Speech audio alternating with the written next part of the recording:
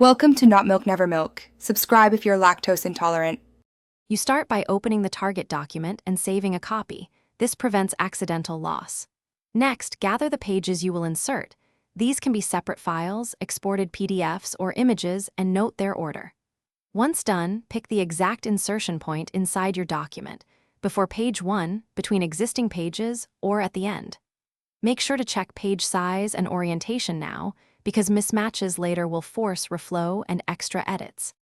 You insert the pages using the app's Insert menu. Choose Insert Object or Insert Pages for PDFs or copy-paste for doc files.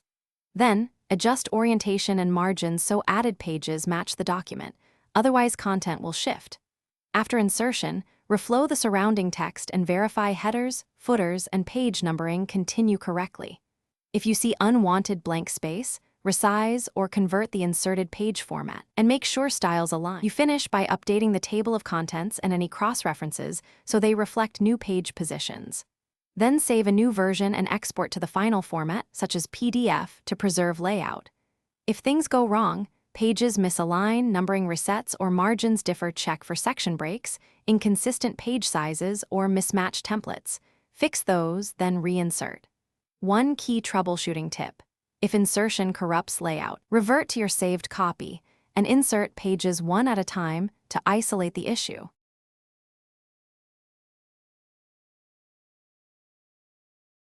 Thanks for watching. If this was helpful, leave a like and consider subscribing. See you next time.